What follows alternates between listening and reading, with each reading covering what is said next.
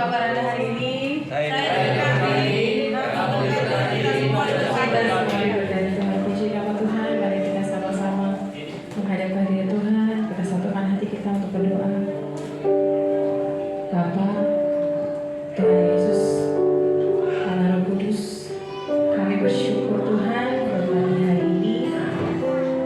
Kami boleh ada di tempat ini Tuhan. Kami berada di rumah Tuhan. Kami bersyukur buat setiap kebaikan Tuhan dalam hidup kami. Kami berterima kasih Tuhan karena kasih-Mu yang begitu besar dalam hidup kami Bapa. Kami datang hari ini Tuhan untuk memuji Engkau, untuk menyembah Engkau, untuk memuliakan nama-Mu Tuhan. Kami bersyukur buat setiap pengorbanan yang Tuhan Kau berikan dalam hidup kami Bapa. Layakan kami Tuhan untuk masuk ke dalam hadirat-Mu. Sucikan hati kami, sucikan pikiran kami Tuhan. Kuduskan Tuhan persembahan yang kami bawa di hadapan-Mu Tuhan. Korban syukur, korban pujian kami Tuhan, kami bawa ke hadirat-Mu Tuhan. Dan kami mau Tuhan undang Engkau untuk hadir di ibadah kami saat ini Tuhan. Sertai ibadah kami Tuhan dari awal, pertengahan hingga akhirnya Tuhan. Bila Kau bertahta di atas pujian dan penyembahan kami Bapa. Terima kasih Tuhan Yesus, terima kasih Roh Kudus, Engkau yang berajar dan terang kami saat ini Bapa. Terima kasih buat semua yang Tuhan berikan dalam hidup kami Bapa. Kau mulai ibadah kami Tuhan, dan Kau yang campur tangan Tuhan sampai acara kami selesai Tuhan. Biarkan semua yang Tuhan memuliakan nama-Mu saja. Terima kasih Bapa. Dalam nama Tuhan kami Yesus Kristus, kami sudah berdoa dan ucap syukur. Haleluya, amin. Bapak Saudara, puji Tuhan ya, minggu lalu kita sudah memperingati hari Paskah. Paskah ya? Paskah kan ya? Paskah itu apa ya? Saya tahu nggak? Kebangkitan. Tuhan Yesus datang ke dunia, mati bagi kita, disalibkan, pada hari ketiga bangkit dari antara orang mati. Tuhan Yesus mengorbankan dirinya bagi kita ya Bapak Ibu Saudara ya. Darahnya tercurah, Dia menderita untuk menggantikan kita. Kalau misalnya Tuhan Yesus gak datang ke dunia, tidak menyelamatkan hidup kita, apa yang terjadi dengan hidup kita? Apakah kita punya pengharapan untuk hidup yang kekal? Dalam Yesaya 53 ayat 5 menyatakan, Dia tertikam oleh karena pemberontakan kita, Dia diremukkan oleh karena kejahatan kita. Ganjaran yang mendatangkan keselamatan bagi kita ditimpakan kepadanya, dan oleh bilur-bilurnya kita menjadi sembuh. Jadi anugerah terbesar dalam kehidupan kita saudara adalah keselamatan yang Yesus berikan. Yesus mati di atas kayu salib untuk menggantikan hidup kita. Mari kita siapkan hati kita, mari kita bawa korban pujian kita. Kita berikan yang terbaik buat Tuhan kita, buat Yesus. Mari sama-sama bawa hatimu kepada Tuhan.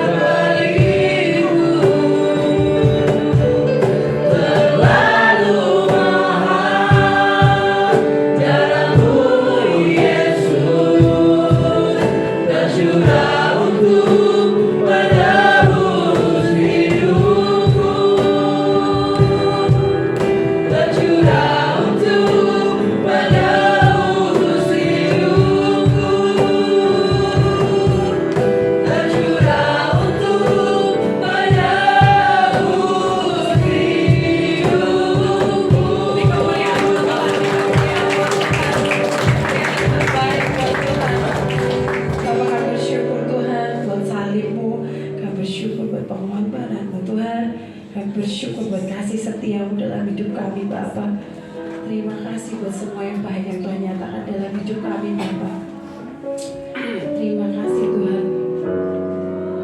Kami telah Kau selamatkan Tuhan. Terima kasih Tuhan. Dan Mau membebaskan kami Tuhan. Kami bersyukur Bapa. Yes Lord. Terima kasih Tuhan.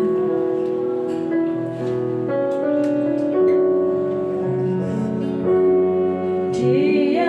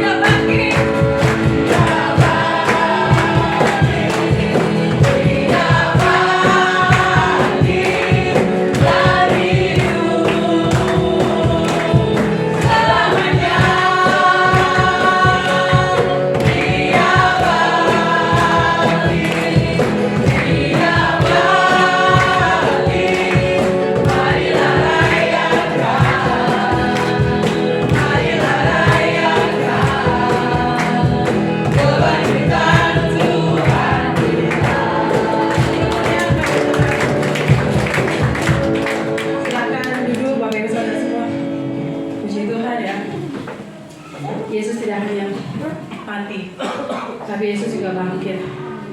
Itu bukti bahwa Yesus mengalahkan maut bagi kita. Yesus mengalahkan maut. Yesus memberikan keselamatan Tuhan buat hidup kita. Karena begitu besar kasih Allah akan dunia ini, sehingga Ia mengaruniakan anaknya yang tunggal, supaya barang siapa yang percaya kepadanya tidak binasa, melainkan beroleh hidup yang kekal. Karena kasih Tuhan yang begitu besar dalam hidup kita, saudaraku, Dia menyelamatkan kita.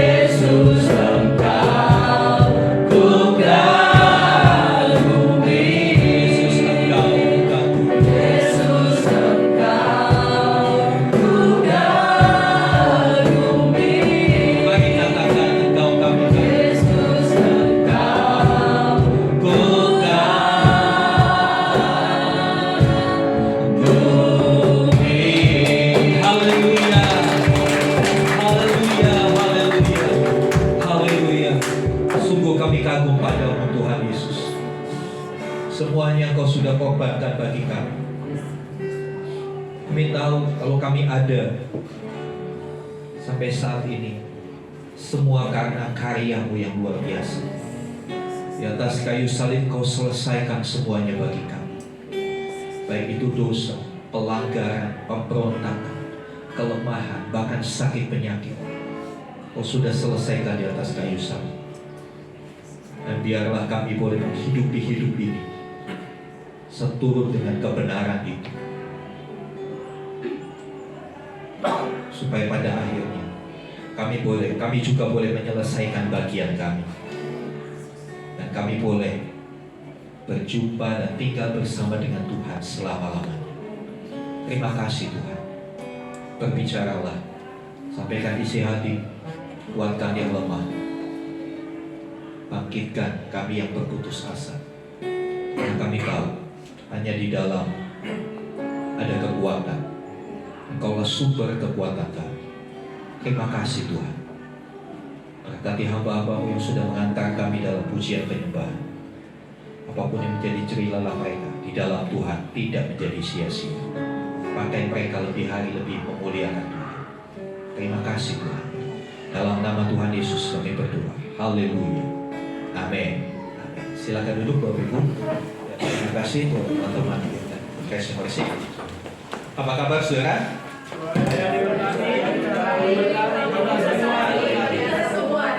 Kita semua diberkati. Sudah siap-siap?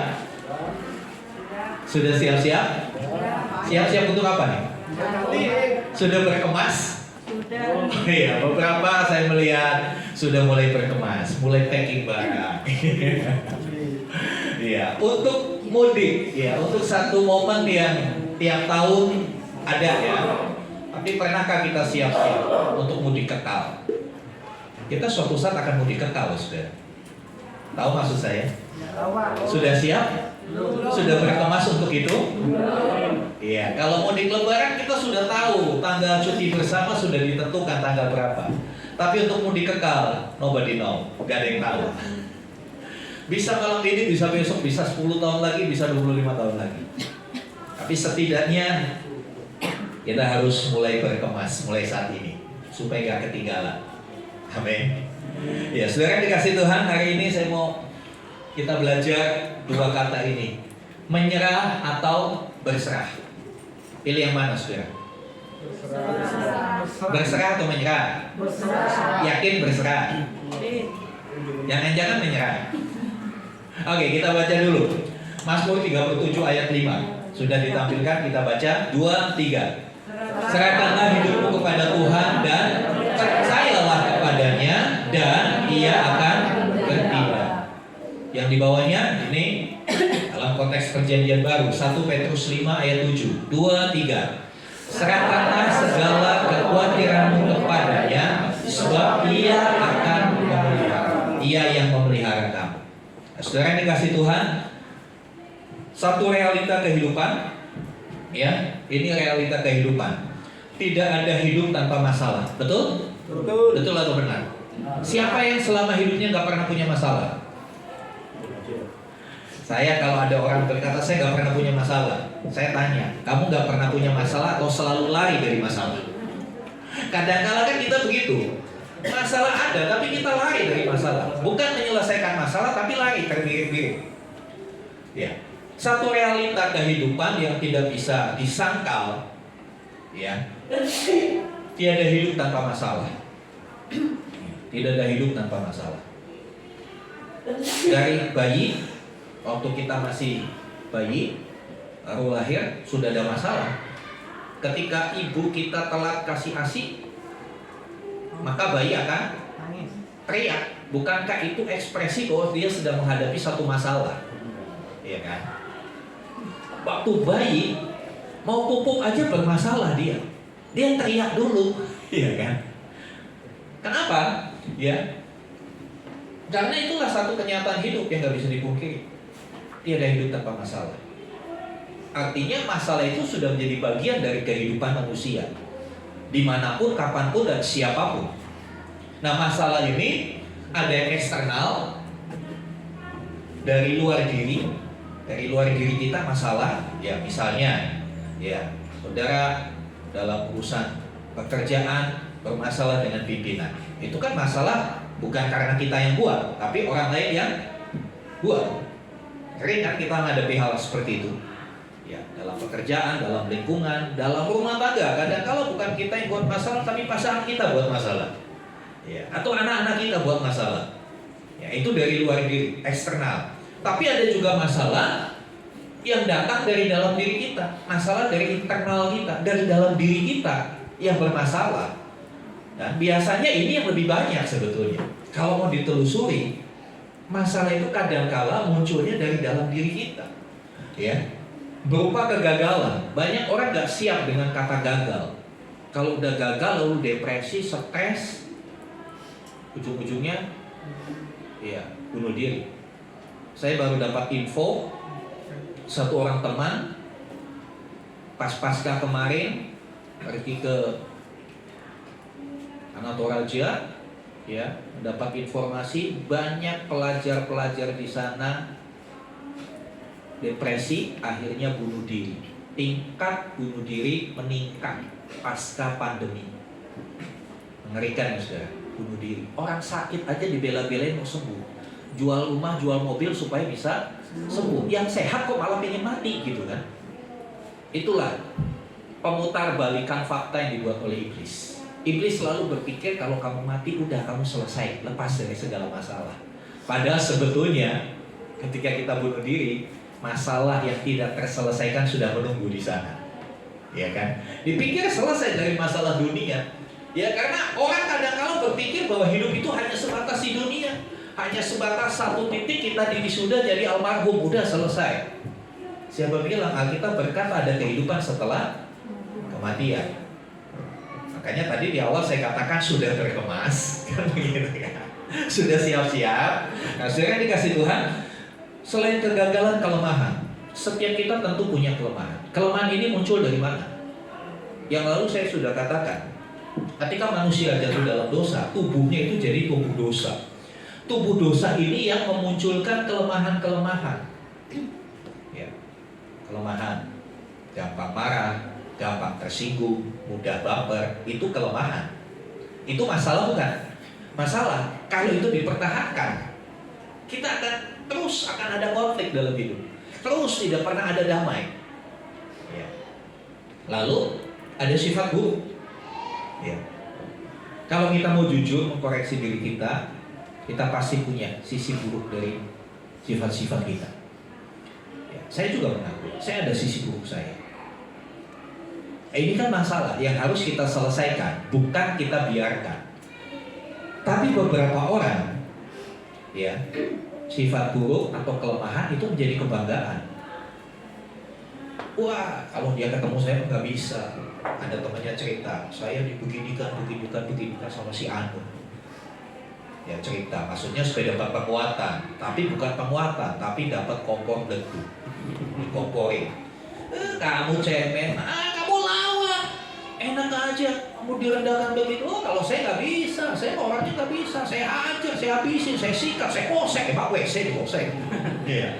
Nah, sekarang dikasih Tuhan, ada orang-orang yang bangga dengan hal-hal seperti itu. Seharusnya nggak seperti itu. Seharusnya setiap masalah baik eksternal maupun internal kita harus selesaikan dan kita harus menangkan masalah itu. Amin. Memenangkan masalah bukan berarti kita ajak bertengkar, kita ajak berantem, kita yang menang, bukan begitu. Tapi kita harus membawa kepada satu kondisi yang win-win solution, ya, supaya semuanya menjadi baik. Tidak ada yang terlukai, tidak ada yang tersakiti, tidak ada yang dirugikan. Nah, kita akan belajar banyak kali, ya. Orang berpikir bahwa masalah itu Tuhan yang kasih. Sebetulnya, ya, faktor yang kedua, realita kedua adalah keterbatasan manusia. Manusia dengan segala keterbatasannya tidak bisa menyelesaikan masalahnya, baik yang eksternal maupun internal. Ya, saya tulis di situ. Superman hanya hayalan. Jadi ya Superman itu hanya hayalan. Kita ini bukan manusia super, bukan seperti Superman yang bisa menyelesaikan semua masalah. Ada satu sisi dalam hidup kita yang kita harus akui, ya saya terbatas di bidang itu. Betul. Saya terbatas. Ya. Karena kita terbatas, kita harus datang minta tolong kepada yang tidak terbatas. Amin. Kalau saudara terbatas, cari yang tidak terbatas. Kalau saudara tidak mampu, saudara cari yang mampu. Ya. Dari dua realita ini, maka kita berjumpa dengan kata menyerah dan berserah. Ketika kita dapat masalah, pilihannya ada dua, menyerah atau berserah. Next, kita akan lihat dua kata ini. Apa sih? Apa bedanya menyerah dan berserah? Ya, menyerah itu kata lainnya pasrah. Sering kan dalam percakapan sehari-hari, ya udahlah pasrah aja, gitu kan? Kelihatannya orang kalau udah bilang ya udah pasrah aja, kita kesannya secara konotasi itu oh dia rendah hati, dia nggak sombong. Padahal sebetulnya ini negatif, saudara. Bukan hal yang positif ketika bilang saya mah pasrah aja. Ya, kenapa? Pengertian pasrah atau menyerah itu tidak berbuat apa-apa, pasif. Ya udah, masalah ya udah. Ya. Tidak berbuat apa-apa, berpikiran negatif, pesimis, ya, tidak punya semangat, kehilangan pengharapan. Menyerah itu seperti itu. Ya sudah. Ya. Menyerah. Sehingga ada lagu, oh apa yang terjadi, terjadilah. Ya, lagu dulu itu. Ya, kalau yang akhir sebelum tahun 80-an pasti tahu lagu itu. Artis lama itu, saya lupa penyanyinya. Oh apa yang terjadi, terjadilah. Bukan seperti itu kita menjalani hidup ini. Ya, karena kita harus memperjuangkan tentunya. Ya, nggak bisa kita hanya pasrah begitu aja, tidak berbuat apa-apa. Ya. Contoh di masa pandemi, ketika di PHK, tidak bisa keluar rumah apa. Kalau orang yang pasrah ya udah tunggu aja di rumah, tunggu bantuan bansos. Bansos juga belum 1 bulan udah habis, betul nggak? Belum 1 bulan dimakan satu keluarga udah habis. Selanjutnya ya sudahlah, pasrah aja saya mah. Terus dia nggak bikin apa-apa, ya pelan-pelan mati, saudara. Betul kan? Tapi orang ketika awal-awal pandemi apa? Udah mulai yang tadinya nggak pernah masak, mulai cari-cari resep, belajar, bikin gagal. Ya bikin donat gagal, ini donat kok bisa buat nipu anjing benjol ya. Iya kan gagal, terus apa gitu kan? Akhirnya dengan tidak menyerah orang menemukan jalan, betul? Sehingga pasca pandemi pasar itu sepi, lebih ramai ini, betul? Jualan apapun di sini bisa, dari rendang, dari bulu kukus, segala macam. Ya, saya bingung di grup RT saya jualan lemari masuk ke grup RT. Itu karena apa? Karena orang tidak mau pasrah, tidak mau menyerah dengan keadaan. Dia harus berusaha untuk mempertahankan hidupnya apapun dilakukan. Ya, kadangkala realita kehidupan yang penuh masalah, penuh keterbatasan kita membuat orang jadi kreatif, betul? Dan inovatif, menciptakan sesuatu yang baru. Ya kan? Menciptakan sesuatu yang baru. Ya, sekarang itu banyak makanan-makanan yang baru. Ya. Yang dulu waktu saya kecil belum ada. Contohnya Pak Cilok, Cilung, ya, pokoknya yang begitu-begitu dah, aneh-aneh. Ya. Seblak, setahu saya dulu seblak itu sapu lidi buat bersihin kasur itu seblak.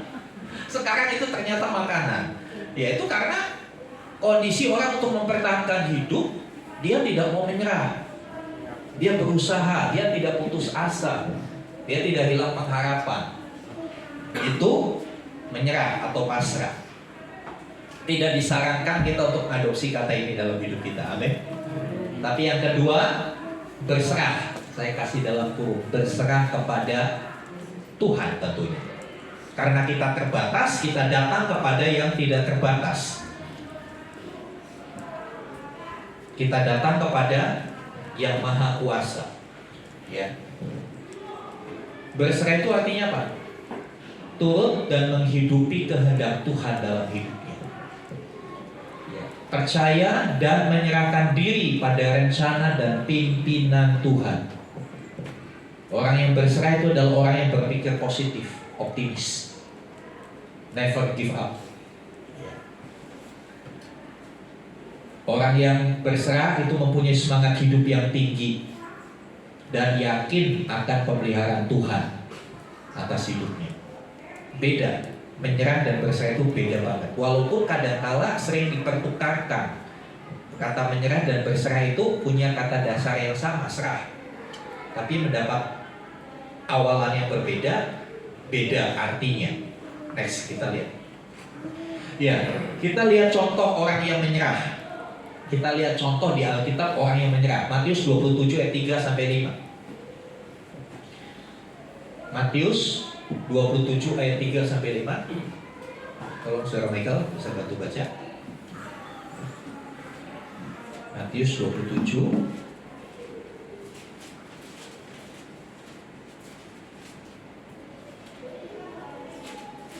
Matius 27 ayat 5. Demikian firman Tuhan. Maka ia ayat 3, mulai ayat 3. Ayat 3. Matius 27 ayat 3 sampai 5. Pada waktu Yudas yang menyerahkan dia melihat bahwa Yesus telah dijatuhi hukuman mati, menyesalah ia. Lalu ia mengembalikan uang yang 30 perak itu pada imam-imam, kepada kepala dan tua-tua, dan berkata, "Aku telah berdosa karena menyerahkan darah orang tak bersalah." Tapi jawab mereka, "Apa urusan kami dengan itu? Itu urusan sendiri." Maka ia pun melemparkan uang perak itu ke dalam bait suci, lalu pergi dari situ dan menggantung diri. Ya, kita tahu kisahnya Yudas Iskariot. Ya, dia mengkhianati Tuhan Yesus. Ya, kalau kita pelajari sebetulnya bukan niatnya Yudas mengkhianati Tuhan Yesus. Intinya itu dia pingin duitnya. Intinya dia menjual Yesus. Karena informasi selanjutnya yang kita dapat dari Injil, Yudas ini bendahara. Jadi anggap aja Tuhan Yesus dan 12 murid itu tim pelayanan. Nah, bendahara itu diserahkan kepada Yudas. Nah, dikatakan, ya nanti cari ayatnya. Yudas itu suka ngambil uangnya itu, suka mencuri uang. Jadi dari situ kita bisa melihat ada satu indikasi Yudas ini cinta uang. Lalu ketika mulai ada konflik, orang Farisi, imam-imam kepala ingin menangkap Yesus, dia menyodorkan dirinya, dia menawarkan diri untuk membantu. Mereka kan bisa salah, supaya nggak salah tangkap. Dia menyodorkan, nanti saya tunjukin yang mana yang kamu mau tangkap, yang mana yang Yesus. Dengan kata lain Yudas bilang, wadipiro, kan gitu. Lalu disepakati nilai 30 keping uang perak. Kasih 30 keping uang perak. Mungkin kalau sekarang ya 30 juta lah, nggak begitu ya. Nah, dia sebetulnya diuber itu itunya. Mengapa? Dari apa yang dibaca tadi kita melihat, ya, Yudas yang menyerahkan Yesus melihat bahwa Yesus telah dijatuhi hukuman mati. Ada kata menyesalah. Iya, menyesalnya kenapa? Bukan karena uangnya kurang banyak. Menyesalnya dalam benak dia berpikir, gak apa-apa, pasti bisa lolos. Yesus hebat kok. Dia berpikir Yesus itu hebat. Kenapa? Dia buktikan. Dia bisa berjalan di atas air, ya kan? Beberapa kali luput dari sergapan.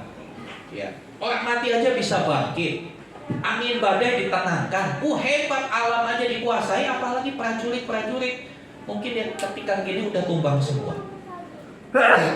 Apa yang di benak Yudas seperti itu. Tapi ketika Yesus dihukum mati dan Yesus tidak melawan, Yesus dibilang ketika di hadapan Pilatus, apakah kau raja? Yesus jawab, engkau sendiri yang mengatakannya. Dia tidak membantah, dia tidak berdebat di situ. Akhirnya dia dijatuhi hukuman mati. Kok diam aja?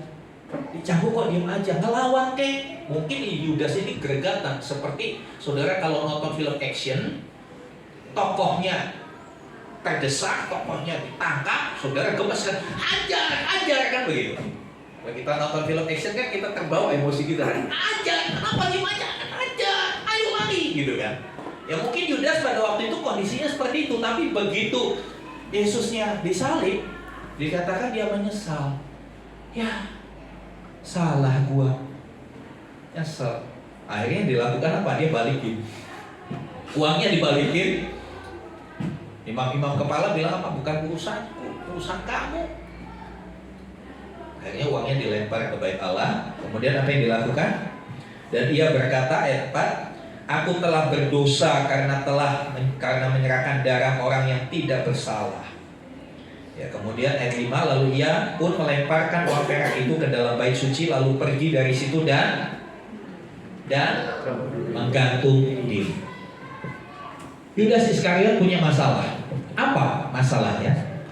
Masalahnya terjadi masalah yang eksternal, terjadi yang di luar harapan. Dia harapannya Yesus ditangkap, Yesus keluar jadi Superman, superhero, dihabisin mereka semua. Oh, akhirnya ya dalam benaknya akhir ceritanya ini dia berpikir orang akan mengelulukan Yesus, hidup Yesus begitu.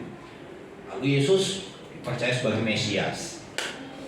Jadi kadangkala ketika harapan tidak tercapai, itu jadi masalah buat seseorang. Yudas ini harapannya nggak terjadi, dia berharap seperti itu. Dengan seperti itu dia toh tetap dapat keuntungan, dapat uang, ya kan? Dapat uang, 30 keping uang perak.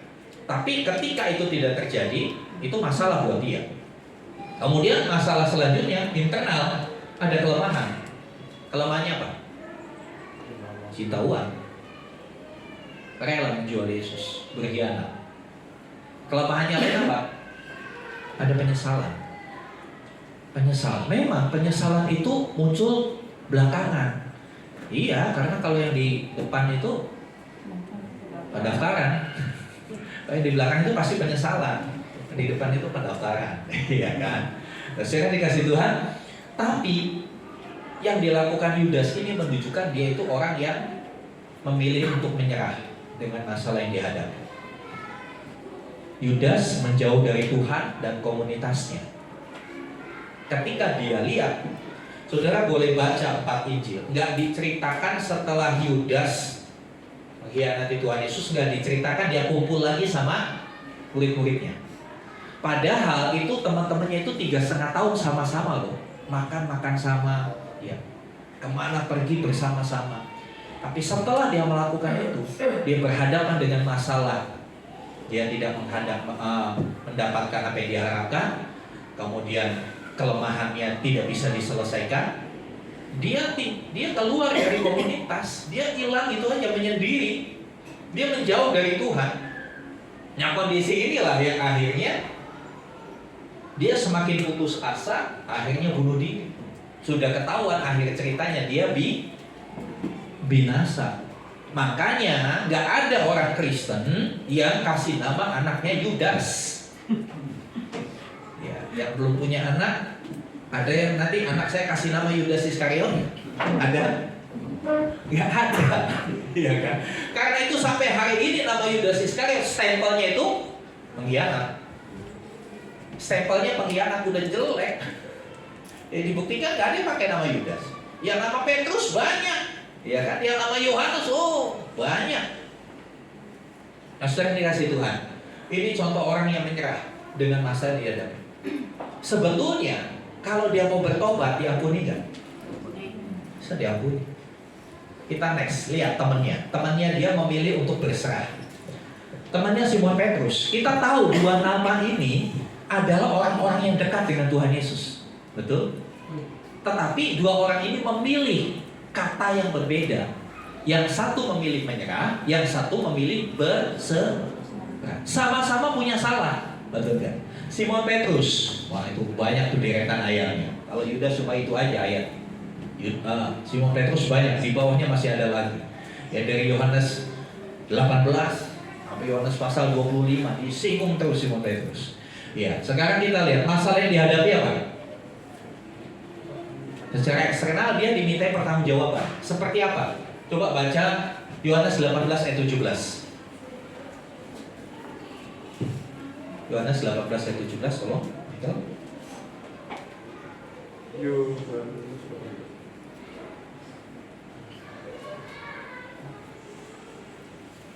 Yohanes 18 ayat 17, demikian firman Tuhan, maka kata hamba perempuan penjaga pintu kepada Petrus, bukankah engkau juga murid orang itu? Jawab Petrus, bukan. Iya. Seorang hamba perempuan, bukan perwira yang nanya, bukan prajurit, hamba perempuan. Hamba itu standarnya apa? Statusnya rendah, nggak punya power.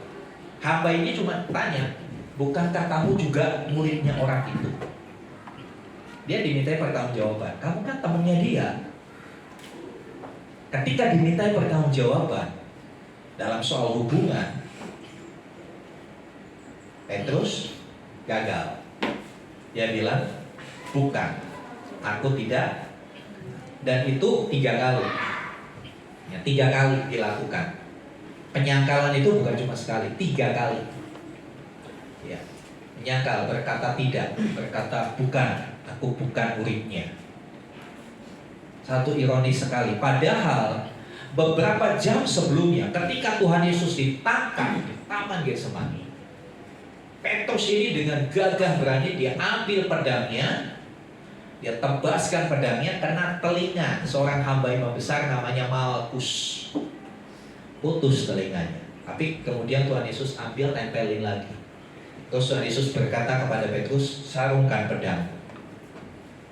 Seorang Petrus yang gagah perkasa. Ini waktu di Taman Getsemani itu dia berhadapan dengan prajurit loh, dengan petinggi-petinggi. Dia begitu gagah perkasa. Tapi satu ketika berhadapan dengan hamba perempuan, pembantu anggap aja begitu, dia gak berkutik. Saudara, ini satu realita. Kadangkala kita harus sadari iman kita itu bisa up and down. Siapapun kita. Saya akui di depan saudara, sebagai gembala pun kadangkala iman saya up, kadangkala ada kalanya down. Kita harus jujur akui ini kelemahan kita. Petrus gagah perkasa. Waktu ketemu Yesus berjalan di atas air, Petrus bilang apa? Kalau itu engkau suruh aku datang. Wah, keren banget ya. Akhirnya dia jalan di atas air. Wah, murid-muridnya pada bingung dia. Tapi ada kalanya dalam hidup ini. Sekuat apapun iman kita, ada kalanya kita nyungsep kayak Petrus. Ketika dimintai pertanggungjawaban iman kita, dimintai pertanggungjawaban tentang iman kita, dia gagal. Faktor internal, masalah di dalamnya apa? Kelemahan. Ada kelemahan. Dia takut. Kalau dia berkata, iya aku temannya, dia berpikir, wah jangan-jangan aku disalib juga. Betul kan? Contohnya begini, contoh hal yang sederhana. Misalkan kita lagi ibadah. Saya tidak mendoakan ini dan saya tidak sedang berbuat ya. Saya hanya memberi contoh. Kita lagi ibadah. Datang FPI atau HTI. Mana pendetanya? Mana pendetanya? Saya ditangkap. Lalu Ibu Swesia mimpin pujian ditanya, kamu kan temennya? Bagaimana? Kurang lebih seperti itulah kondisinya pada waktu itu. Atau Pak Mari ditanya, kamu kan temennya? Waktu hari Kamis kamu kan makan bareng. Kamu temennya, mau ngaku apa enggak? Itu kondisinya Simon Petrus pada waktu itu. Dia berpikir, kalau ngaku, aku pasti akan ditangkap, disalib juga. Minimal nggak disalib, dipukulin dah, gitu kan. Ini bukan hal yang mudah, saudara, ya kan? Ini bukan hal yang mudah. Dan disitulah kadangkala saya katakan, sekuat-kuatnya kita, sehebat-hebatnya kita, kita harus sadar kita masih perlu Tuhan yang menopang kita. Saya nggak pernah bisa sesumbar. Saya sudah gembala, saya sudah melayani sekian puluh tahun. Saya nggak akan pernah goyah iman saya. Saya katakan kalau saya berkata begitu, saya sedang bohongi jemaat dan saya sedang berbohong untuk diri saya sendiri. Karena ada kalanya iman itu begini. Mengapa saya masih pakai tubuh dosa? Ini tubuh belum berubah. Nanti ketika kita masuk dalam kemuliaan, itu kita dibebaskan dari semuanya itu. Nah, perjuangan kita yang melawan tubuh dosa itu. Petrus sekalipun dia sudah begitu dekat mengalami mujizat, Petrus itu banyak mengalami mukjizat yang teman-temannya nggak alami. Waktu jalan di atas air dia sendiri kan, Yohanes nggak ikut kan, dia alami. Ya. Kemudian waktu apa lagi? Banyak kan ibu mertuanya sendiri mengalami kesembuhan. Mertua Petrus disembuhkan Tuhan. Walaupun orang sudah punya pengalaman dengan Tuhan, tetap ada momen-momen tertentu dia menjadi sangat lemah, tidak berdaya. Cuma masalahnya bagaimana menghadapi kondisi ketidakberdayaan itu? Bagaimana menghadapi masalah itu? Pasrah atau berserah? Yang dipilih Petrus adalah Petrus tetap dalam komunitas murid Tuhan. Kalau Yudas tadi hilang, tapi Petrus dia tetap dalam komunitas. Buktinya apa? Yohanes 20 ayat 2. Tolong, Yohanes 20 ayat 2.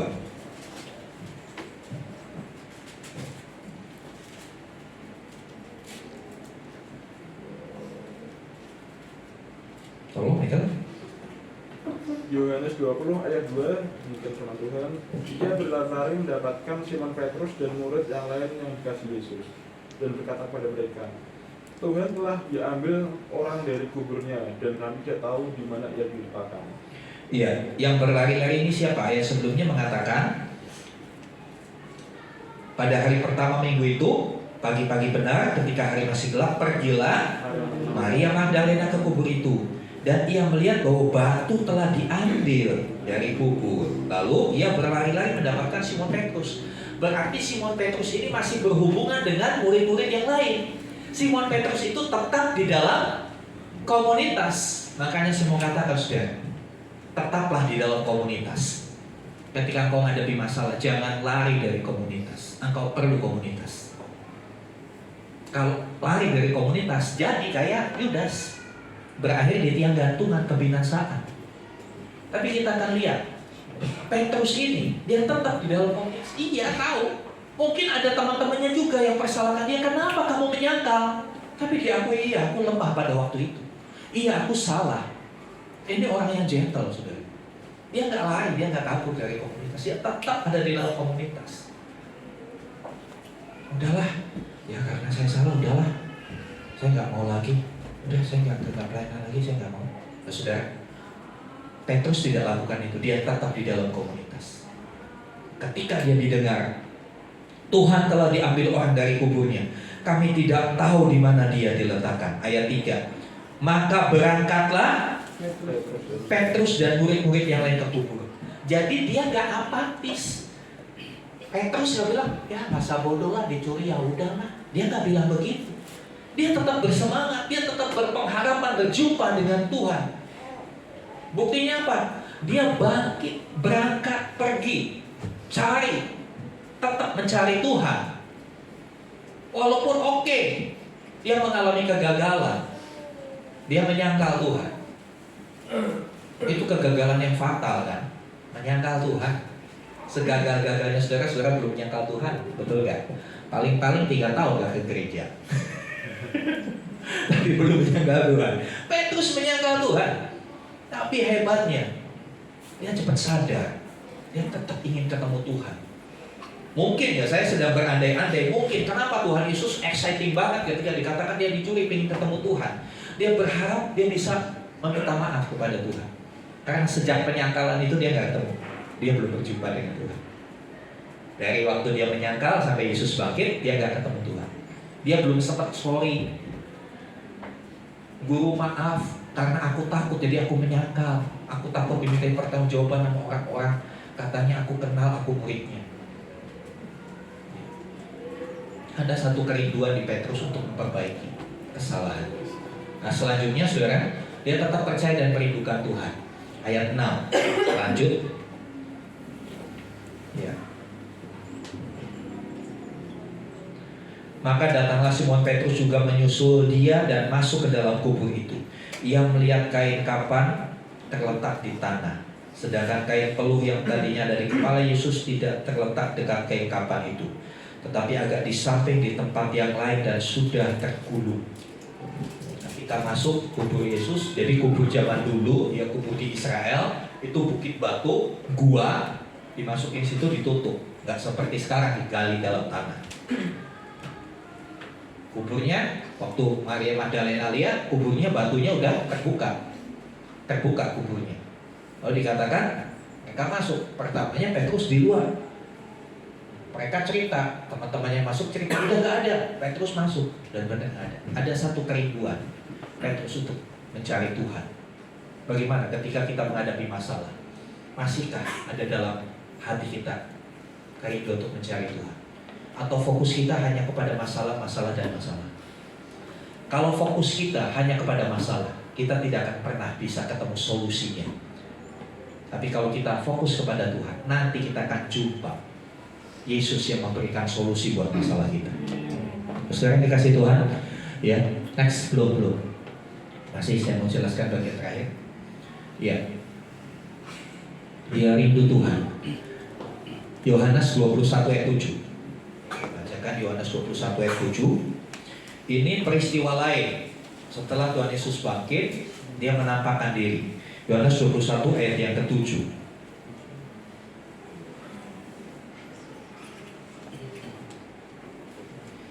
Maka murid yang dikasihi Yesus itu berkata kepada Petrus, itu Tuhan. Murid yang dikasihi itu merujuk kepada Yohanes. Yohanes bilang, itu Tuhan. Jadi waktu mereka kumpul di tepi danau, ada sosok Tuhan Yesus. Murid yang dikasihi kenal, itu Tuhan. Perhatikan apa yang dilakukan Petrus. Ketika Petrus mendengar bahwa itu adalah Tuhan, maka ia mengenakan pakaiannya, sebab ia tidak berpakaian, lalu terjun ke dalam danau. Terjun bukan buat sembunyi, tapi dia ingin menghampiri Tuhan, ingin datang mendekat kepada Tuhan. Kita belajar, ini yang harus kita lakukan ketika kita ada masalah. Ini yang kita harus lakukan ketika kita berjumpa dengan keterbatasan kita. Bukan kita lari menjauh, tapi datang mendekat kepada Tuhan. Ya. Hasilnya apa? Kita lihat hasilnya. Pemulihan. Apakah cerita ini kalau saudara baca selanjutnya, ya kan Tuhan Yesus tanya, apakah engkau mengasihi aku? Tuhan Yesus nggak marah loh, dia cuma tanya satu pertanyaan yang diulang-ulang. Tuhan Yesus nggak menghakimi. Memang kamu murid nggak berguna, ya kan? Memang kamu pengecut. Enggak, Tuhan Yesus cuma tanya, apakah kau mengasihi aku? 3 kali. Dan di situ hancur hati Petrus. Ada pemulihan. Ada pemulihan. Dan setelah pemulihan itu, Petrus dipakai lebih lagi. Sejarah gereja mencatat, Petrus ini menjadi pemimpin gereja yang mula-mula. Pemimpin gereja yang mula-mula. Setelah perjumpaan di Danau Tiberias itu, setelah dia dapat mandat gembalakanlah domba-dombaku, Petrus bangkit lagi, menemukan dirinya. Karena apa? Dia berserah. Dia menyerahkan hidupnya untuk masuk dalam rencana Tuhan. Dan kalau saudara mencari ya sumber-sumber lain, ya Petrus akhir hidupnya disalib juga.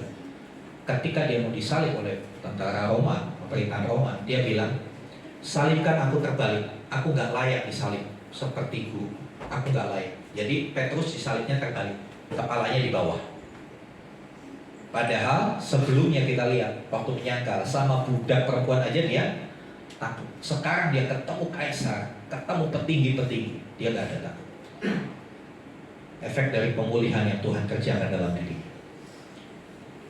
Ketika Tuhan menyelesaikan masalah, sebetulnya yang Tuhan ingin selesaikan itu bukan masalahnya. Yang Tuhan mau selesaikan itu masalah internalnya dulu. Kelemahan-kelemahan kita, kegagalan-kegagalan kita, itu yang Tuhan mau selesaikan. Kalau masalah eksternal, masalah kecil bagi Tuhan. Amin. Untuk masalah mendatangkan berkat, untuk mengisi akun GoPay saudara, atau mengisi saldo di rekening saudara, bagi Tuhan itu dalam sekejap Tuhan bisa. Tapi yang susah untuk mengisi kelemahan-kelemahan kita. untuk menyelesaikan sifat-sifat buruk kita. Itu yang perlu waktu, perlu proses. Next.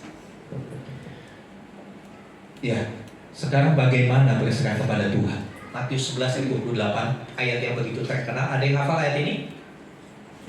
Ada yang hafal ayat ini? Jangan dibuka dulu. Ada yang hafal? Yang hafal dapat voucher belanja? Apa?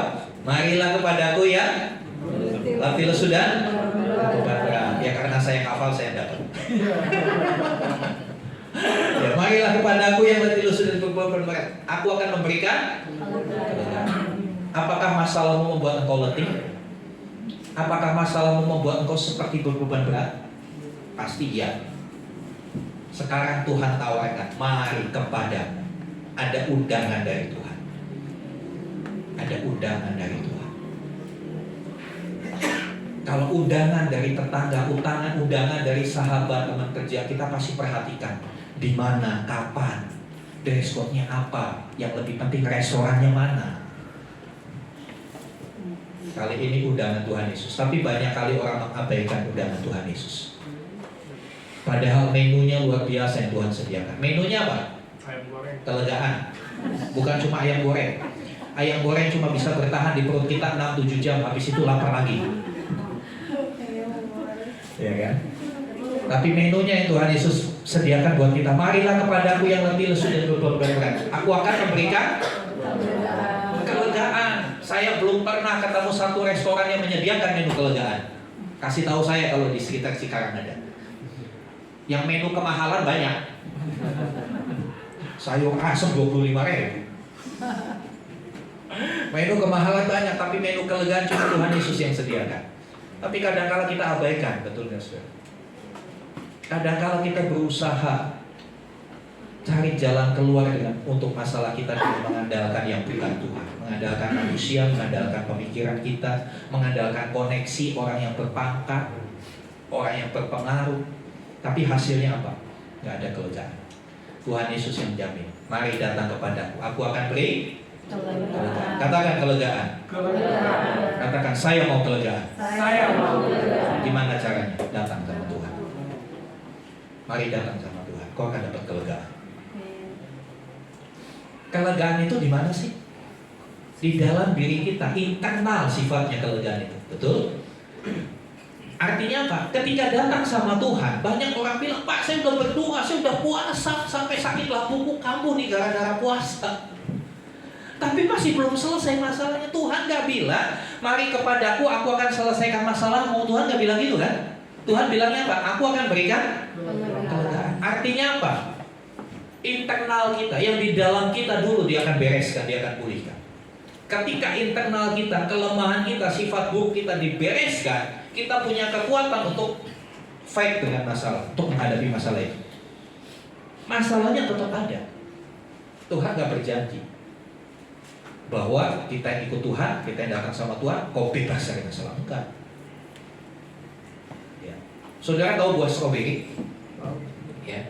Hari-hari ini, beberapa waktu yang lalu di seminar, generasi stroberi. Apa itu generasi stroberi? Ya, kita lihat stroberi. Stroberi itu bagus ya, cakep gitu. Tapi stroberi itu buah paling rentan. Kalau tidak ditaruh di kulkas, nggak sampai 1 hari pasti busuk. Paling rentan. Kenapa dia rentan, saudara? Cara tumbuhnya itu dia benar-benar diproteksi sedemikian rupa. Nggak boleh kena matahari langsung. Dikasih apa namanya? Kayak tenda gitu dari plastik. Disemprot juga nggak boleh kebanyakan, ada ukurannya. Harus begini, harus begitu. Ribet banget. Terlalu diproteksi. Makanya kenapa Tuhan tidak overprotection sama hidup kita. Tuhan kadang-kala kasih biar kita hadapi masalah. Tujuannya supaya kita kuat. Nggak kayak stroberi. Kena panas sedikit langsung layu. Jatuh sedikit, coba stroberi jatuh. Puk. Beda dengan durian. Durian jatuh ya udah. Bisa dibuka. Stroberi udah hancur. Stroberi jatuh ke kaki kita, yang hancur stroberinya bukan kaki kita, tapi durian jatuh ke kaki kita, yang bocor kaki kita bukan duriannya. Kenapa stroberi begitu? Dia terlalu diproteksi, overprotection. Sesuatu yang diproteksi berlebih itu nggak baik. Tuhan nggak mau kita menjadi seperti stroberi. Kita mau, Tuhan mau kita menjadi anak-anak yang kuat, anak-anak yang militan, yang bisa menghadapi setiap masalah. Dan pada akhirnya Tuhan akan banggakan kita sama iblis. Kau lihat anakku yang ini. Saudara yang dikasih Tuhan, Petrus, dia mau datang sama Tuhan. Dia cari, dia ngebet banget ketemu Tuhan. Dia nangis sama Tuhan. Dia kasih tahu dirinya, Engkau tahu hatiku Tuhan. Engkau tahu aku mengasihi Engkau. Tuhan gak pernah sekali-kali bilang, kenapa Engkau menyangkal aku. Kira-kira nih, kalau saudara jadi Tuhan Yesus, ketemu Petrus gimana? Pasti yang ditanyakan begitu. Kenapa kamu nyangkalin aku? Kan begitu. Bukankah aku sudah begitu baik sama kamu? Tapi Tuhan Yesus gak pernah menghakimi kan? Kita belajar dari Petrus. Dia datang sama Tuhan. Kita belajar dari Tuhan Yesus. Selalu memberi ruang untuk kesalahan orang. Petrus memberi ruang buat kesalahan Petrus. Dia tidak langsung menghakimi, tapi dia memulihkan. Tapi berapa banyak kita ketika orang lain salah langsung gak bisa, buang, gua gak mau pakai lagi dia. Kadang-kala kan seperti itu. Saya ditegur sama Tuhan dalam pelayanan penggembalaan. Kadang-kala ya dari dulu ya saya ketemu staff yang pertama sih, wah kesan pertama begitu menggoda. Selanjutnya, begitu nyebelin. Ketika ketemu orang seperti itu bagaimana? Lakukan seperti Tuhan Yesus. Selalu beri tempat buat kesalahan orang, supaya orang itu bisa pulih. Saya percaya kalau Tuhan Yesus waktu itu langsung tegur Petrus, kenapa kau menyangkal aku? Petrus terhilang seperti Yudas. Dia bisa gantung diri. Dia merasa, wah aku udah ditolak, aku udah gak diterima, hidupku gak berguna, udah. Dia bisa nyemplung ke danau itu, gak muncul-muncul lagi.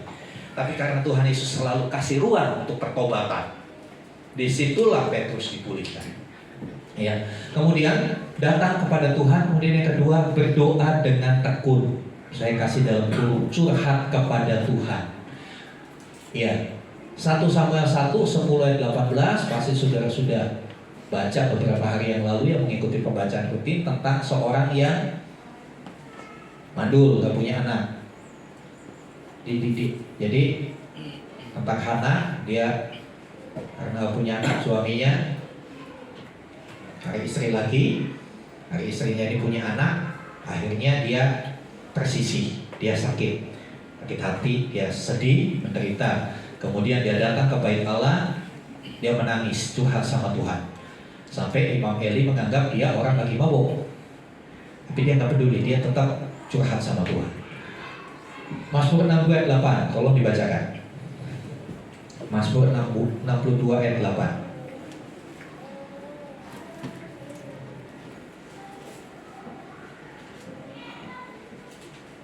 Tolong, bukan? 8. Mazmur 62. Mazmur 62 ayat 8. Percayalah kepadanya setiap waktu, hai umat. Curahkanlah isi hatimu di hadapannya.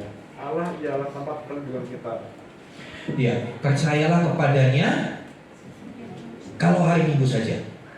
Ya, percayalah kepadanya setiap waktu. Curahkanlah isi hatimu di hadapannya. Curhat kan? Jadi sebelum bahasa curhat rame di medsos, Alkitab sudah bilang tentang curhat. Curhatnya sama siapa, saudara? Sama siapa? Sama Tuhan, bukan curhat di medsos. Karena curhat di medsos tidak akan menghasilkan solusi. Kadangkala ketika curhat di medsos kita dipermalukan. Betul, saudara. Ayo, curahkanlah isi hatimu kepadanya. Ya. Di hadapannya, curhatlah sama Tuhan. Datang sama Tuhan buat apa? Buat curhat sama Tuhan. Lewat apa? Lewat doa yang tekun. Ada orang bilang sama saya, Pak, saya udah berdoa buat masalah saya itu bertahun-tahun, Pak, tapi kok gak kelar-kelar ya? Saya cuma bilang, masalahmu gak akan kelar sebelum kau kelar dengan diri. Kenapa? Belum kelar-kelar. Yang di dalam internalnya ini belum beres. Kalau ini udah beres, yang di luar itu gampang. Yang di luar itu gampang. Ya, mari, apa yang kau rasakan, curhat sama Tuhan. Dijamin Tuhan gak akan buka rahasia. Ya. Kemudian ada satu ayat lagi saya bacakan, ratapan. Ratapan ini kitab yang jarang banget dibuka. Betul? Ratapan 2 ayat 19. Ratapan 2 ayat 19. Perhatikan.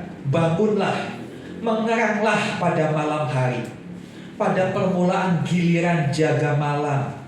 Curahkanlah isi hatimu bagaikan air di hadapan Tuhan. Angkatlah tanganmu kepadanya demi hidup anak-anakmu yang jatuh pingsan karena lapar di ujung-ujung jalan. Ada masalah. Apa yang dilakukan ketika ada masalah? Bangun. Bangun tengah malam, ya. Mengerang pada malam hari. Curahkanlah isi hatimu bagaikan air di hadapan Tuhan. Angkatlah tanganmu kepadanya. Angkat tangan menunjukkan penyerahan. Berserah kepada Tuhan. Jadi ketika engkau punya masalah, Ratapan bilang bangun malam. Jangan habiskan malammu di depan televisi untuk nonton drama Korea. Gak akan ketemu solusi di sini. Tapi bangun malam-malam, mengerang kepada Tuhan. Saudara tahu mengerang gimana? Mengerang sama Tuhan. Curahkan isi hatimu sama Tuhan. Malam-malam. Kenapa dikatakan harus malam-malam? Karena ketika siang kita banyak aktivitas, kita banyak ketemu dengan orang. Tapi ketika malam-malam, ketika semua orang terlelap, Tuhan tidak terlelap karena Dia tidak tertidur mendengar setiap doa kita. Beranikah kita bayar harga bangun malam-malam berseru sama Tuhan? Atau malam-malam kita tarik selimut? Curahkan isi hatimu kepada Tuhan. Angkat tangan, berserahlah kepada Tuhan. Ya. Nah, selanjutnya berserah. Serahkanlah hidupmu. Tadi ayat di awal, ya. 1 Petrus 5:7. Serahkanlah kekhawatiran. Saya pernah sampaikan ini kok nggak salah di konsep. Kata serahkanlah itu dalam bahasa aslinya seperti kita melemparkan sesuatu. Serahkanlah, ya, diterjemahkan ke Indonesia serahkanlah, tapi dari kata bahasa Yunaninya itu artinya melemparkan. Serahkanlah kekhawatiranmu, artinya melemparkan kekhawatiranmu kepada Tuhan. Kalau sapu tangan ini kekhawatiran, saya punya kekhawatiran, itu harus dilemparkan. Ketika sapu tangan itu terlempar, sapu tangan itu ada di mana? Jauh dari saya kan? Berarti sudah tidak di saya. Demikian juga, kalau ini kekhawatiran, kita lemparkan kepada Tuhan. Kekhawatirannya di mana? Di tangan Tuhan, bukan di dalam tubuh. Tapi kadangkala kita ngasihnya begini. Tuhan, ini khawatirku. Tapi kita pegang, tarik. Jadi tarik-tarikan sama Tuhan. Kadang-kala kita begitu sama Tuhan. Kita berdoa tapi kita masih mikirin, kita masih galau, kita masih nggak bisa tidur. Kok nggak bisa tidur? Mengerang curahkan isi hatimu kepada Tuhan. Jangan nggak bisa tidur karena mikirin masalahmu. Aduh, kenapa ya dia jahat banget sama saya? Aduh, kenapa dia tega-teganya bawa lari uang saya begini. Aduh, udah adu aja. Tuhan bilang gerang sama Tuhan. Jangan tangisi masalahmu, tapi serahkanlah kekhawatiran. Biarkan kekhawatiranmu di tangan Tuhan. Maka Dia yang memelihara. Ketika kita berani melemparkan, menyerahkan tanpa digondeli, ya bahasa Jawanya digondeli, itu bahasa Yunaninya apa? Digondeli. Ya nggak ketemu ya kata itu ya. Kata digondeli itu mantep banget kalau orang Jawa. Ada lagu Gandol Gusti olah orang rugi, itu mantep banget itu kata itu. Itu penerjemahannya ke Indonesia itu, ya karena kalau menerjemahkan tuh bukan cuma alih bahasa kata ke kata, tapi kadang-kala ada nuansanya. Nuansanya nggak dapat digondeli, Gandol Gusti. Gandol Gusti nggak mau dilepasi, orang rugi. Artinya apa? Ketika kita berani serahkan, kita berani lepaskan, Tuhan ambil alih. Dia yang akan pelihara hidup kita. Dia pelihara kita. Selanjutnya, bagian kita mempercayai dan mempercayakan hidup. Mempercayai Tuhan dan mempercayakan hidup kita kepada yang bisa kita percayai. Ya, jangan percayakan hidupmu kepada dunia ini, karena dunia nggak bisa dipercaya. Jangan juga percayakan hidupmu kepada jaminan-jaminan yang ada di dunia. Oh tenang, bapak saya jenderal, bintang berapa? Bintang 7. Iya. Tenang, pasti aman, semua beres. Jenderal besar sekali apanya? Badannya. Siapapun di dunia ini gak pernah bisa menjamin hidup kita, karena dia juga pasti punya masalah, betul kan?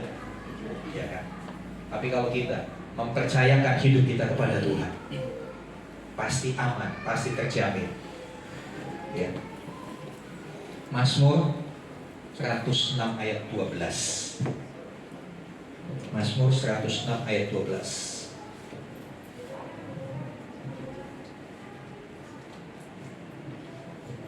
Ya. Ketika itu percayalah mereka kepada segala firman-Nya. Mereka menyanyikan puji-pujian kepadanya. Ya.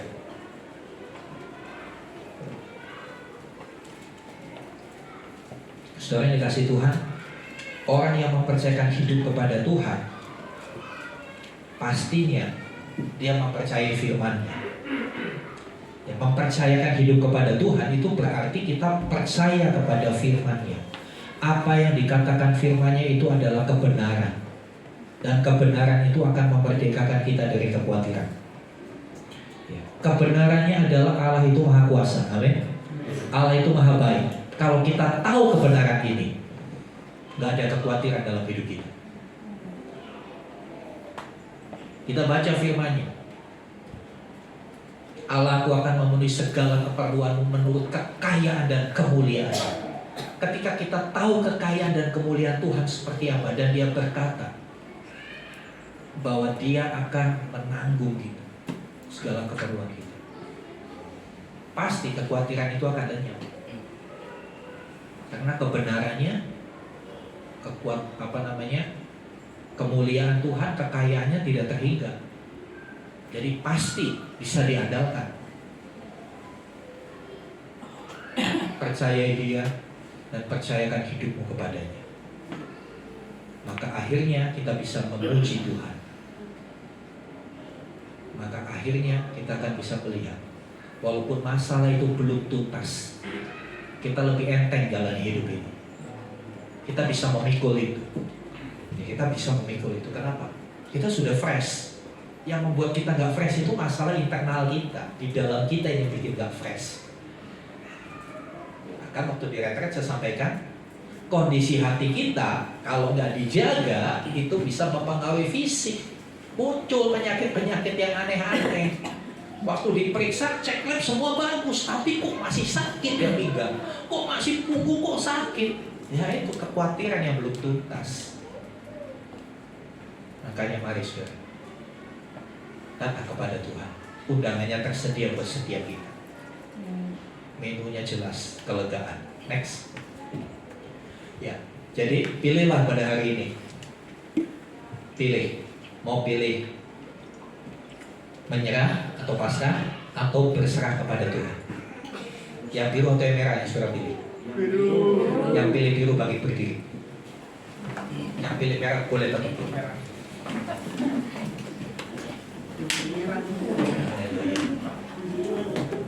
Mari saya undang pemain musik. Ya, bukan berarti yang main musik karena duduk pilih merah ya. Ya, kita mau datang sama Tuhan.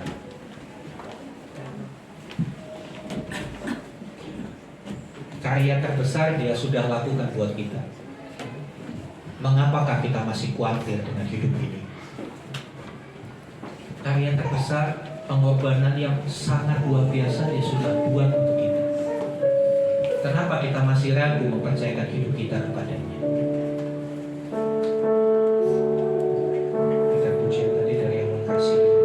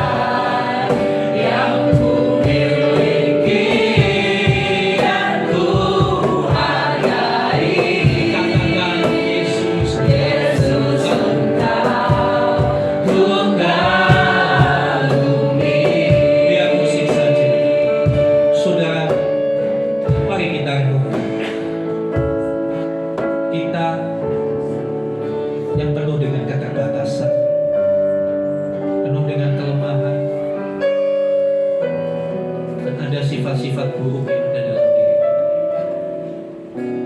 Siapa kita sebenarnya? Dulu mungkin kita orang yang pernah rusak. Iya, kita orang yang sudah pernah rusak. Tapi Tuhan selalu memberikan ruang untuk kita boleh bertobat, untuk kita dipulihkan. Mari kita benar-benar menghayati sungguh karyanya itu terbesar dalam hidup kita.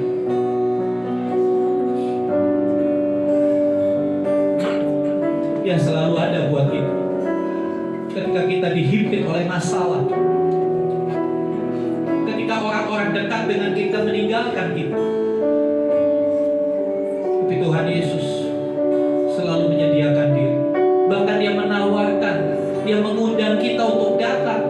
Marilah kepadaku, engkau yang letih lesu dan berbeban berat, aku akan berikan kelegaan kepadamu. Mungkin saudara orangnya yang diundang Tuhan. Mari datang kepadanya. Mari percayai Dia dan percayakan hidupmu kepadanya. Karena untuk kita, Dia sudah mati di atas kayu salib. Perkataan terakhir yang Dia katakan di atas kayu salib, Dia berkata, sudah selesai. Ya, Dia sudah menyelesaikan semuanya bagi kita. Jangan pernah putus harapan. Jangan pernah tukar undangan Tuhan Yesus dengan tawaran-tawaran dari dunia. Engkau yang mau datang memenuhi undangannya dan mengalami kelegaan dari Tuhan, sambil mengangkat tangan, naikkan ref lagu ini, karya terbesar.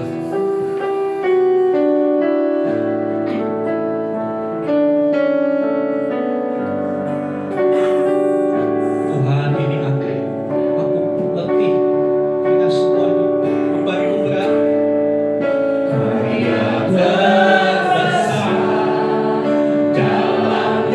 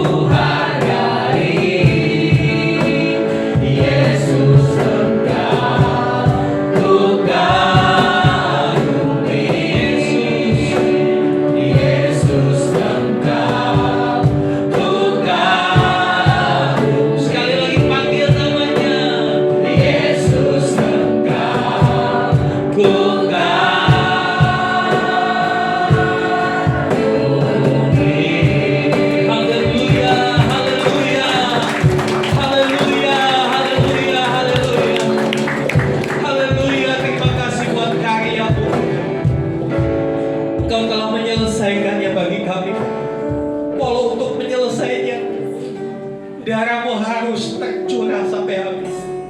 Tubuhmu harus dihancurkan di atas kayu salib. Terima kasih Kau telah menyelesaikannya bagi kami. Kau menyelesaikan setiap kelemahan kami. Kau menyelesaikan setiap sifat buruk kami. Bahkan setiap kegagalan kami Kau sudah selesaikan di atas kayu salib. Bukan hanya itu saja Tuhan, Engkau telah bangkit untuk memberikan hidup yang berkelimpahan buat kami. Engkau telah bangkit untuk membawa pemulihan buat setiap kami. Sebab itu Tuhan, kami mengangkat tangan kami tanda tak berdaya. Kami letih dengan kehidupan ini. Kami letih dengan berbagai masalah yang datang silih berganti. Beban kami terlalu berat. Kami tidak sanggup menanggungnya. Sebab itu kami berseru, Tuhan tolong kami. Tuhan tolong umat-Mu. Biarlah setiap kami mengalami kelegaan yang Kau janjikan itu. Biar yang di dalam diri kami itu diselesaikan oleh Tuhan. Setiap kemarahan, setiap kekecewaan, kepahitan, kegeraman, diangkat itu dari hidup kami dalam nama Yesus. Yang siang hari ini kami mendapat hati yang baru, hati yang mempercayai Tuhan, hati yang mempercayakan hidup ini hanya kepada Tuhan. Karena sejatinya hanya Tuhan satu-satunya yang dapat dipercaya. Terima kasih Tuhan. Terima kasih.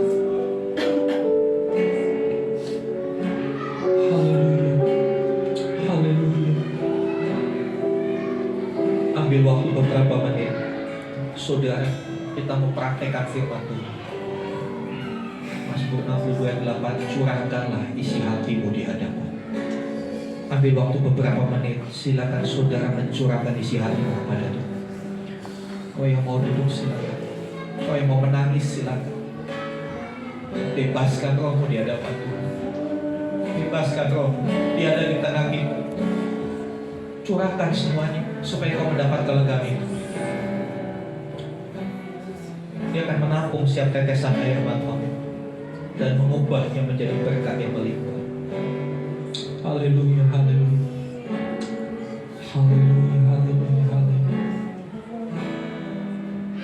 Tuhan Yesus, Kau mendengar setiap kami.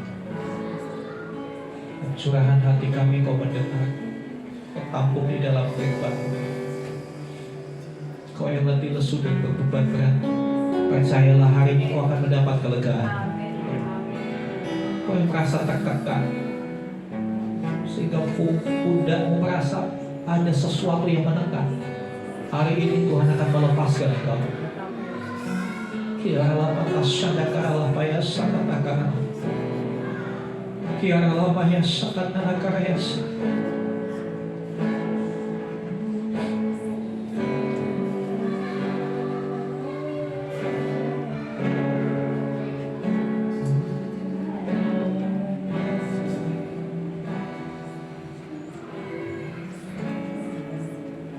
Haleluya, haleluya. Haleluya, haleluya, haleluya. Haleluya. Terima kasih Tuhan. Kau tampung setiap air mata umat-Mu. Kau dengarkan setiap curahan isi hati mereka.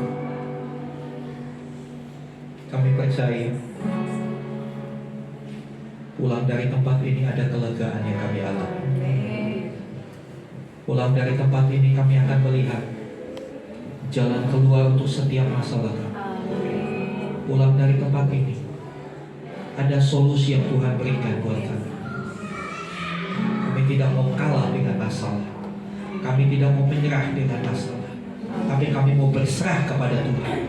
Karena Tuhan Maha Kuasa, Maha Sanggup. Terima kasih Tuhan. Terima kasih untuk siang hari ini.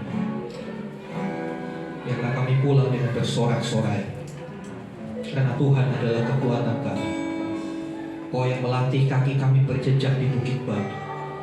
Kau yang melatih kaki kami untuk berjalan melewati masalah, menang terhadap setiap masalah yang ada. Dan pada akhirnya kami akan bersorak-sorai memuliakan Tuhan. Terima kasih Tuhan. Terima kasih untuk karyamu yang terbesar itu Tuhan Yesus. Kami kagum, kami bangga. Terpujilah Engkau Tuhan, kekal selamanya. Dalam nama Tuhan Yesus kami berdoa.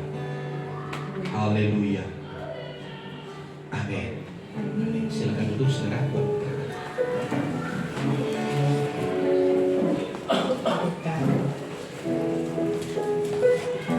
Puji nama Tuhan, luar biasa ya kebenaran firman Tuhan yang disampaikan. Terima kasih Bapak Pendeta Obaja telah menyampaikan kebenaran firman Tuhan. Saya percaya setiap jemaat Tuhan di tempat ini diberi kelegaan Tuhan Yesus. Amin. Ada amin.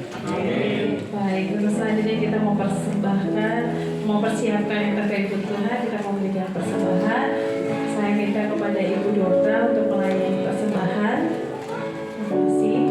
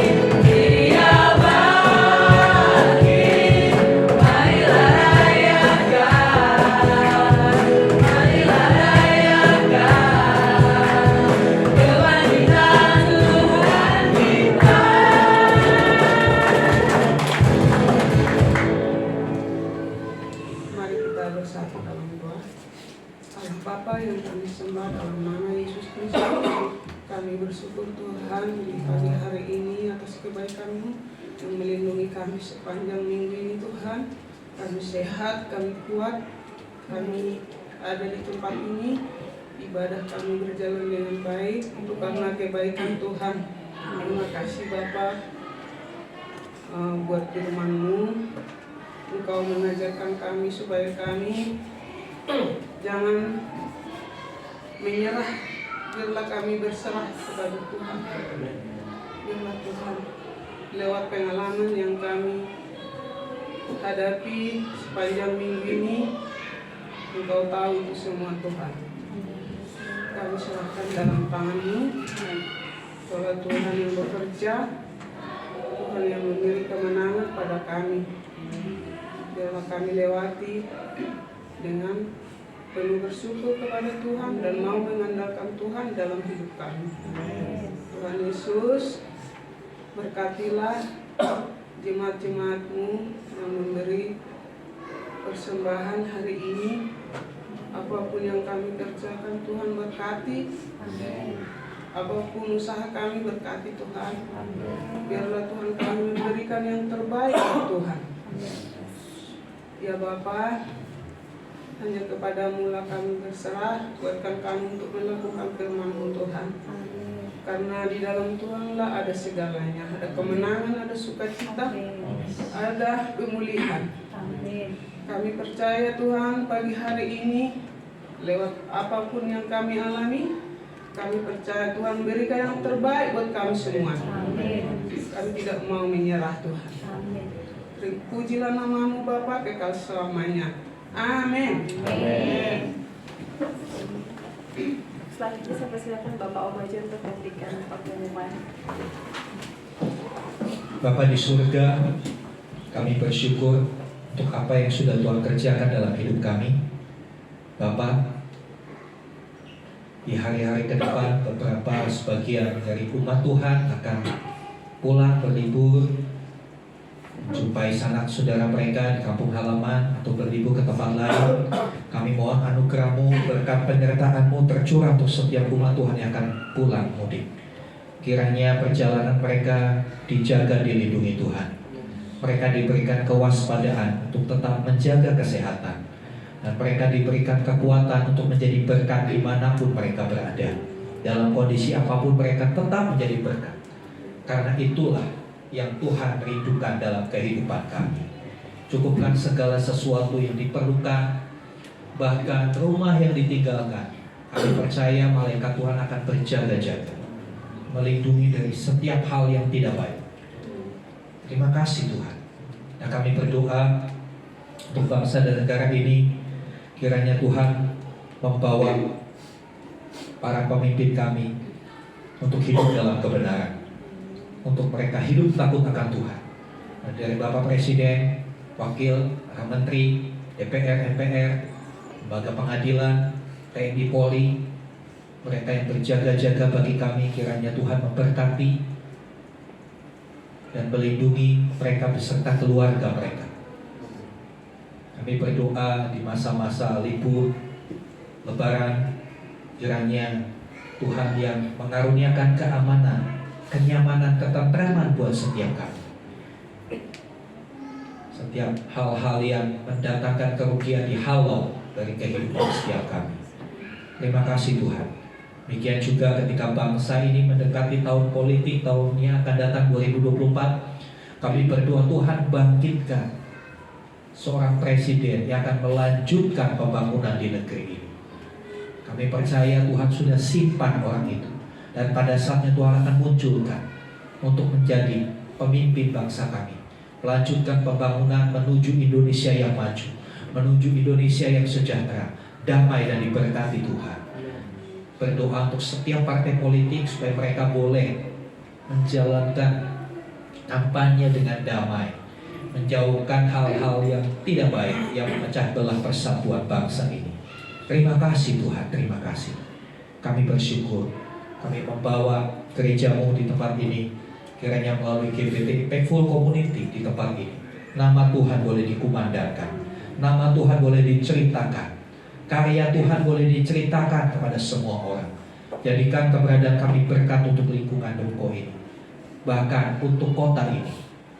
Dimanapun kami berada, dimanapun domisili kami, Engkau menjadikan kami garam dan terang dunia. Terima kasih Tuhan, terima kasih.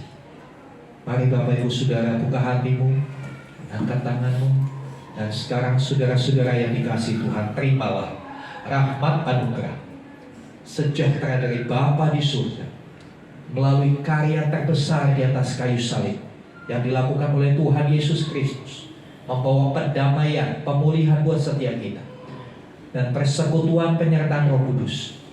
Terimalah berkat-berkat jasmani, terlebih lagi berkat rohani. Jadilah berkat dimanapun Tuhan menempatkan kita. Karena itu, pergilah, jadikanlah semua bangsa murid. Baptislah mereka dalam nama Bapa dan Anak dan Roh Kudus, dan ajarlah mereka melakukan segala sesuatu yang telah Kuperintahkan kepadamu. Dan ketahuilah, Aku menyertai kamu senantiasa sampai kepada akhir zaman. Demikianlah Tuhan Yesus akan datang kembali.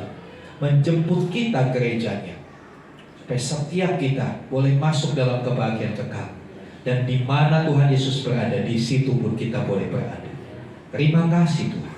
Di dalam nama Tuhan Yesus kami terima berkat. Haleluya.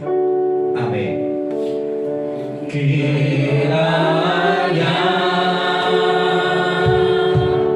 Engkau memberkati aku berlimpah-limpah dan memperluas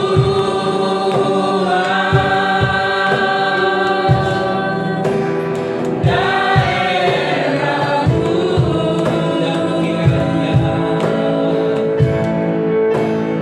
dan kiranya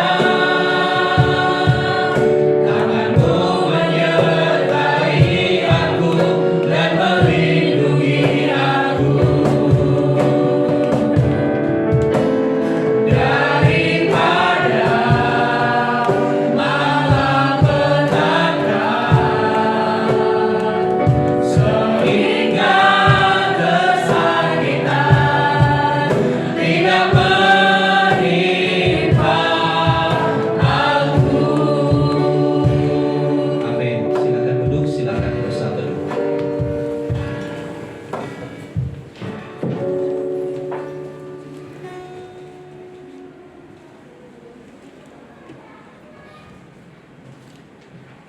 Saat teduh selesai. Terima kasih Bapak Ibu Saudara, Tuhan Yesus memberkati. Sampai ketemu ibadah minggu depan. God bless you.